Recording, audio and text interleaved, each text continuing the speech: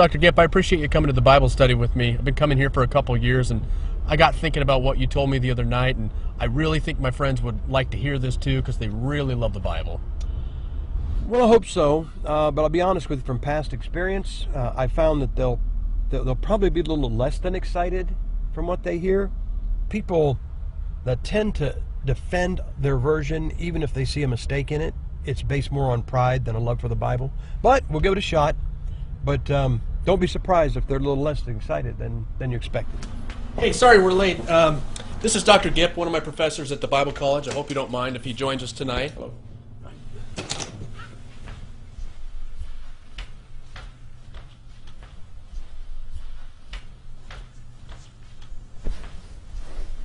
Well, hey, thanks for coming, Sam.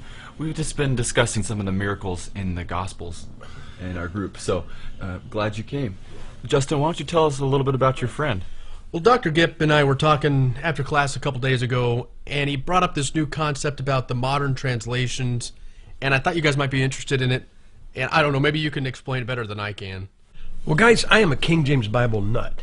Now, you probably heard about those, but let me tell you what that means. We believe that God inspired a Bible perfect in the original, which is probably what you guys subscribe to, but then we don't think he lost the power to preserve it and put it in our hands today. Now, if God preserved his Bible to this day, it's got to be in one of the versions. It can't be in 100 or 200 different versions. It's got to be in one of them, and we believe it's in the King James Bible. Well, aren't all the Bibles the same as the King James Bible, just without all the these and the thous? Well, yeah, that's what a lot of people think, that all the new versions are just the King James without the old language and the these and thous, but that's not actually true. They have a lot of problems. What version do you have? New International Version? Okay, I'll give you an example. You've got an NIV. Read Matthew chapter 17, verse 21 for me, if you would. It's not there. Well, what comes after verse 20? 22? Well, it's okay. Read Matthew chapter 18, verse 11.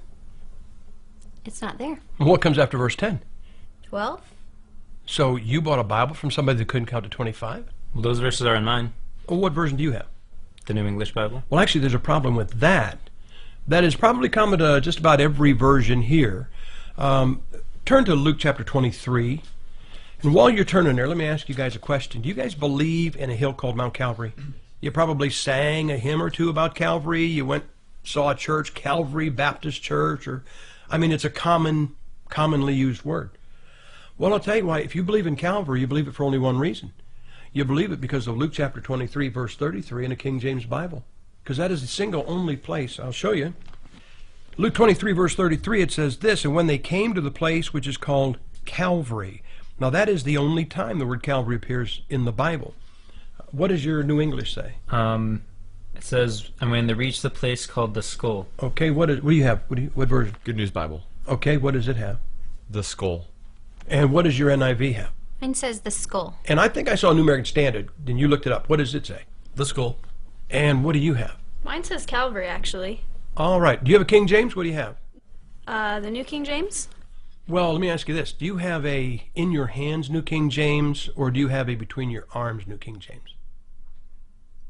You don't know, do you? Mm-mm. Well, the fact is that they've made running changes in the New King James and never told anybody about it. I'll show you. I've got a New King James. In Zechariah chapter 13, verse 6, the King James Bible has a prophetic reference to Jesus Christ. And in that verse, it says, "What are these wounds in thine hands?" Now this is a New King James Version. And here's what it says in verse 6. "And someone will say to him, what are these wounds in your hands?" Now they took out thine, but the prophecy is still there. So you got a King James Bible, "What are these wounds in thine hands?" And a New King James, "What are these wounds in your hands?" Now this is a 1982. This is when it first came out. That's the edition. What does yours say? Mine says, and one will say to him, what are these wounds between your arms? Well, you just lost a prophetic reference to Jesus Christ, and you got two New King James versions, and they read differently, and nobody ever told anybody that they were making those changes. Yeah, but I think we could agree, that as long as the doctrines are intact, that's the most important part. Yeah, but let's remember something. The Bible is not a college textbook. I don't know of anybody that says, hey, what are you going to do tonight? Well, I'm going to go home and read my college textbook. Like there's nothing else to do. The Bible is our source for preaching. It goes far beyond just doctrine. And one of the problems with modern translations is they tend to put problems where there were no problems before. Well, Brother Gipp, if I can just say something real quick, I feel like you've come in here and, okay, you've shown us some problems with our Bible and some of it's funny, and you just come in here and you're just causing division now between us when we're trying to learn the Bible together. Well, I understand the sentiment of that statement, and sometimes it is construed that way, like you King James guys are causing division, and if it wasn't for that, we would have unity. But unity is just that. Think about this. There's probably no portion of Scripture known to the world, lost or saved, better than Psalm 23 out of a King James Bible. The Lord is my shepherd. I shall not want. So even a lost world knows what that sounds like out of a King James Bible. How about we just do it? How about we just all read? We'll read from all the versions you have. We'll read Psalm 23 in unison and see how it sounds. Okay?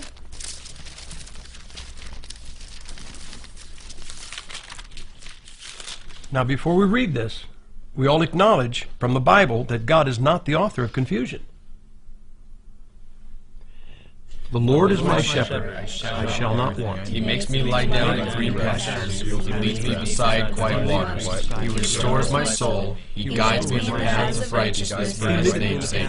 Even though I walk through the valley of the shadow of death, Darkness, I will not be afraid, Lord, for you are with me. Your shepherd's rod and staff protect me. Thou spreadest a table before me in the sight of mine enemies. Thou hast richly my cup overflows. Surely goodness and loving kindness will follow me all the days of my life. And love will be with me all my life, and your house will be my home as long as I live. Forever. Now, what one word best describes what you just heard?